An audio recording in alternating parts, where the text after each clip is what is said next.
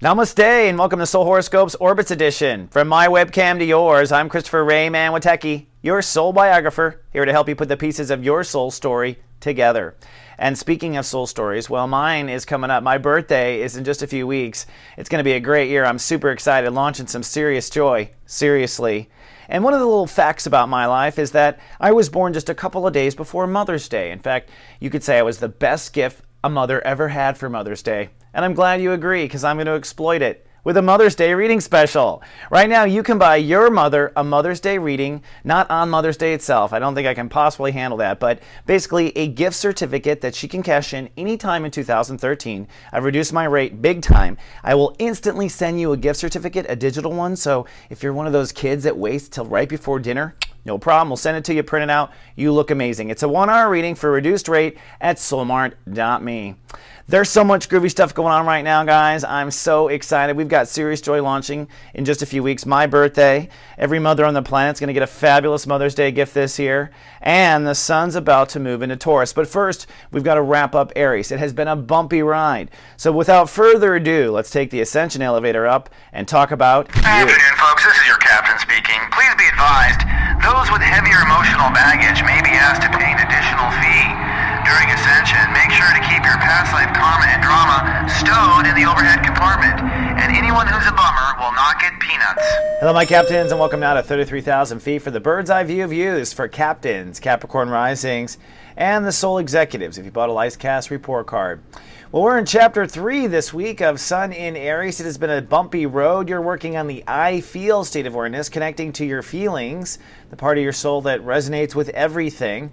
And it turns out that this part of us needs a lot of self-management. It's not something that just autopilots, right? So you've been doing a lot of deep work, and this year cutting away from perhaps the way you were raised to feel, or way you thought you needed to feel or had to feel in life, or perhaps you were ignoring your feelings entirely, which usually turns into health issues and other things. So this week we're going to step into Chapter 3, which is the passion, taking feeling and putting it into a sense of togetherness, where we are overwhelmed by the joys of life, and hopefully that passion is a good passion, not a negative passion, right? Now this week we're going to go from step 25 all the way to the sun in Taurus at 2 degrees at the end of the week. So we're wrapping up you connecting to your emotional state of awareness and getting it under control, and we're stepping into the beginning of I love at the end of the week. Pluto over the last week has retrograded, which will be giving you a break on new ego development. So you will not have to develop any new strength. Instead, you'll be filling in on the old strength until September 21st. I have to look at my own date. At which point you'll begin to move forward again on new strength. So you're reconsidering your personal strength. You're reconsidering the actions you take. You're reconsidering choices of ego until the end of the summer. And then by the end of the year, you'll basically be where you left off right now as far as ego is concerned. Only you'll be confident and you'll be ready to move forward to the next step. All right, so now for my favorite part of the show, where you see what is above is also below. And we're going to begin, of course, with Sunday. Cloudy and hyper-aware on Sunday. The moon is in Gemini, so it's pulling emotions into the moment for Capricorns and Capricorn risings. Not only that, the moon will cross over Jupiter during the course of the day, which is like an emotional expansion. There'll be a huge burst of learning about your connection to your health, your lifestyle, or your ability to perform. And that is this is much part of a full year of development you've been doing to expand your life, expand your reality, expand your connection to body and health. And so there's quite a step that begins on Sunday. On Monday, you are sunny and alert, and the moon is still in Gemini, so emotions are still focused on health and lifestyle. But remember, the topic this month is how you feel. And often your feelings lead to dis-ease in your soul. In fact, that's what dis-ease is. It is when your soul is at dis-ease, and there's usually either the mind or the feelings that are putting us at dis-ease. Oftentimes they're not aligned as well. So this is a day of deciding for yourself how you want to feel for the rest of your life. What do you want to be that home base foundation of feeling? And you may be thinking you're making a decision to move somewhere, a decision to get a new bed, but that decision has a decision underneath the seams, which is, how do I want to feel every night when I sleep? How do I want to feel when I wake up? What is my baseline feeling? So on Monday, you are deciding what that baseline feelings in your heart, and the moon in Gemini allows you to really feel that in the moment. On Tuesday, it's cloudy and sentimental, but it may not be a happy sentimental. Kind of depends. The moon moves into Cancer and shifts your emotional focus to your marriage and marriages. So feelings now shift. Now Mars adds a lot of aggressive masculine energy to the day, and this is to help you get up and take care of your emotional needs.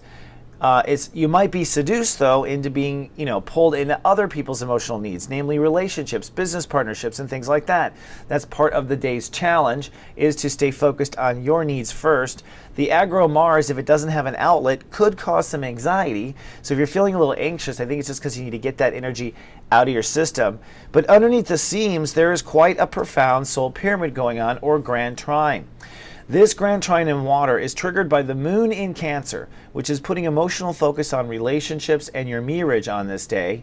But that emotional focus ties into two critical areas in your chart, Saturn in Scorpio, and on the other hand, Neptune in Pisces.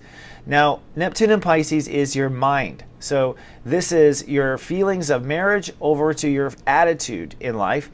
And Saturn in Scorpio is working on your belonging, where you feel like you belong in society. So I guess the whole question of the day is, where do I belong married? Where do I belong in society? And what's the right attitude to keep in my mind? What should I hold in my mind? And finding that synergy between thoughts and attitude, marriage partnerships, and belonging, that's really what's going on underneath on Tuesday. On Wednesday, it's sunny and sentimental. I think the heaviness of that grand trine lifts up, and the moon is free to really kind of exchange emotionally with marriage, partnership, and strategic alliances. So I think you're feeling pretty good about that. Earth rules the day, which is an earth sign like you. So I think you're feeling strong and grounded. But lastly, it's a day of manifestation, and I think what you're doing is holding space on this day for how you want to feel the rest of your life. So by holding space, I always think of the image of the hen laying the eggs and sitting on the eggs.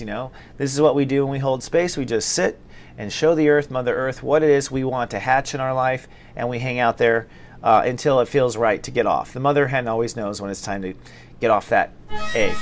Thursday, cloudy, chance of some minor storms. This is the final tested day of your emotion, the final test of whether or not you can nurture yourself. Something might throw you off on this day to see how good are you at being a mommy to you after all.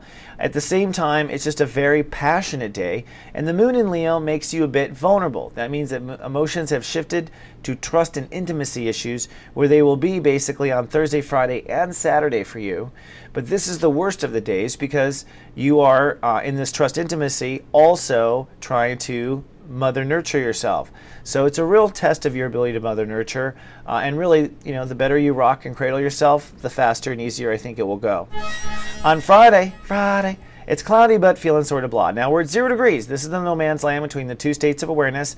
You are officially changing channels from the I feel to the I love. So for the next 30 days, it's about what you love. Creativity, dreams, all that fun stuff, just pure inner child ecstasy, all right? The first stage of this will be, hey, what's in the way of the inner child? One of the things that was in the way was maybe the inner child didn't have a good inner mommy, all right?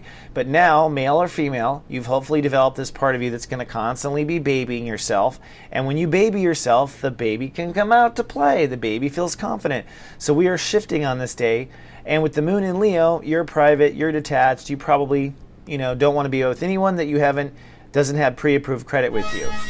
On Saturday, it's sunny, but still private. That's because the moon is still in Leo. You might feel a little randy if you've got a love partner because you are feeling the love. And that's really the question. Are you feeling the love? This is the first degree of a love transit. The first degree is really actually the most powerful loving degree, unmuted, untainted by other vibrations. And so today, this is your inner child transit. Are you feeling the love? If you're not feeling the love, it's because we have blocks. And that is the beginning of the I Love transit. Now, for those watched over by me in GA, 2 new features coming out this week. One is starting on this day, this Saturday, I'm going to start to coach you on the steps of the day and ask you some questions to ask yourself. So if you're watched over, I'm going to be working more intimately with you. In this particular day, the question will be, are you feeling the love? All right, and I'll go into a paragraph of explaining, why you should be looking for that and what it means that it will go down this transit. So little quizzes and things now in GA, and also deeper explanations of the planets and how to hold the pose each day. You'll find in the second email you get in each day. There's usually 5 to 7 in the day. So I want to put that out there for those watched over, because I'm here to help you. On Sunday, it's sunny and learning. Now, all this vulnerability ends on Sunday because the moon moves into Virgo, and so emotions become theoretical and you are learning. At the same time, the moon is ruling the day, so again, can you feel the love? Can you feel the love? There's a difference between emotion and awareness of love. Like, I'm aware I love myself, but I can't feel it, or both. And this is the day on Sunday that we're looking at that. But wait, there's also something more. We are blessed with one more grand trine this week. Now, this grand trine is going to come back. It's triggered by the moon in Virgo. So your feelings of belief and philosophy of life trying into this new ego that's now retrograded. So you're getting a break on developing the new ego, but you're feeling your new strength, and that trines over to the sun in Taurus, which is, the topic of the month, your heart. So what you're sensing on Sunday with this trine is your beliefs, your inner child, your heart, and your ego. Is your ego there for your child? Are your beliefs there for your child? Those are the questions I'll be asking you if you're watched over in GA, and that's what you should be asking yourself. All right, let's fly home. Well, this concludes another week of Soul Horoscopes Orbits Edition. Incidentally, I do also watch over people personally via text message or email. I get 5 to 7 messages from me a day. It's called the Guardian Agency, and you can join for just 1 penny for the first week to see what it's like to have me in your back pocket. It's quite an experience. And I am casting for my talk show, Serious Joy. If you are a light worker, if you have an interesting talent, an interesting story, a ray of hope, a product you want to share, come on down to soulgarden.me, click on Serious Joy, fill out the survey, and our producers will get in touch with you. Until then, I will see you next week. Remember, I love you, and live, love, be. So.